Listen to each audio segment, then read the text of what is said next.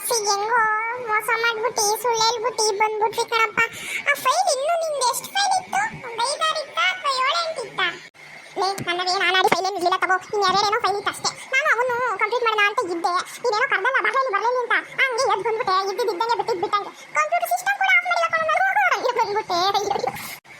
ಯಾಕಲ್ಲ ಒಳ್ಳೆ ಅನ್ನಕ್ಕೆ ವಿಚಿತ್ರವಾಗಿ ನೀಟಾಗಿ ನಗಸ್ತಾ ಫಸ್ಟು. ಈಗ ಬೀಚಲ್ಲಿ ಫಸ್ಟ್ ತಿಂಡಿ ತಿನ್ಕೊಂಡು ಹೋಗ್ಬಿಡೋಣ. ಹೆಂಗೂ ಹೊಟ್ಟೆ ಬೇರೆ ಹಸುತ್ತಾ ಐತೆ, ಹೊಟ್ಟೆ ಒಳಗಿವಿ ಮುಸ ಅಂತ ಓಡಾಡ್ತಾವೆ. ಊಟ ಮಾಡ್ಕೊಂಡು ಬಂದ್ಬಿಡಂತಲ್ಲ. ಏನಂತೀಯ? ನೀನೇ ಊಟ ಕೊಡಿಸ್ಬೇಕು ನಂಗೆ. ನಂದೇನಾದ್ರು ಬೀಚಿಂದ ಅಷ್ಟೇ ಡ್ಯೂಟಿ, ನಿಂದೆ ಊಟದ ಡ್ಯೂಟಿ ಎಲ್ಲ ಸರಿನಾ? ಅಯ್ಯ ತಗ, ಆ ಬಾಸ್ಗೇನು ನನಗೆ 15 ಲಕ್ಷ ಕೊಡ್ತಾನೆ ಒಂದು ತಿಂಗಳಿಗೆ ಸಂಬಳ. 15 ಲಕ್ಷ ನನಗೆ ತಿಂಗಳಿಗೆ ಸಂಬಳ.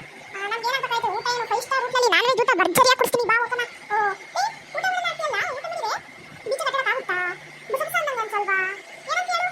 ಬಾ ಫಸ್ಟ್ ಬೀಚ್ ಕಟ್ಟಾಕ್ಬಿಟ್ಟು ಆಮೇಲೆ ರೂಮಿಗೆ ಹೋಗ್ಬಿಟ್ಟು ಫ್ರೆಶ್ ಅಪ್ ಎಲ್ಲ ಆಗ್ಬಿಟ್ಟು ಆಮೇಲೆ ಊಟ ಮಾಡ್ಕೊಂಡು ರೂಮಲ್ಲಿ ರೆಸ್ಟ್ ಮಾಡಿದ್ದು ಸೋಮವಾರ ಒಂದೇ ಸಲ ಡ್ಯೂಟಿಗೆ ಹೋಗ್ಬಿಡೋಣ. ಏನಂತ್ಯಾ? ಆಯ್ತು ಕಣ್ಣ, ನೀನು ಹೇಳ್ದಂಗೆ ಅಜ್ಜಿ. ಸರಿ ಬಾ ಹೋಗ್ಬಿಟ್ಟು ಊಟ ಮಾಡ್ಕೊಂಡು ಬರೋಣ, ಸರಿನಾ? ಮಣ್ಣು ಬಿಸಿಲು ಸುಡುತ್ತೈತೆ. ಯಪ್ಪ ಈ ಬಿಸಿಲಲ್ಲಿ ಹೆಂಗಿರ್ತಾರ ಪಾಪ. ಅದು ಬೀಚ್ಗೆ ಹೋಗಿ ಇಳಿದ್ಬಿಟ್ಟು ಧುಮುಕ್ಬಿಡದೆ.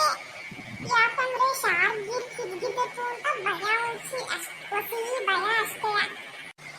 ಬೀಚ್ ಅಂದ್ಮೇಲೆ ಭಯ ಯಾಕೆ ಪಟ್ಯ? ಬೀಚ್ ಅಂದ್ಮೇಲೆ ಮುಂದೆ ಸ್ಟಾರ್ಟ್ ಆಡೋದು ಅಂತ ಬೀಚ್ ಇರ್ತಲ್ಲ, ನೆಡ್ತಿರ್ತಾರ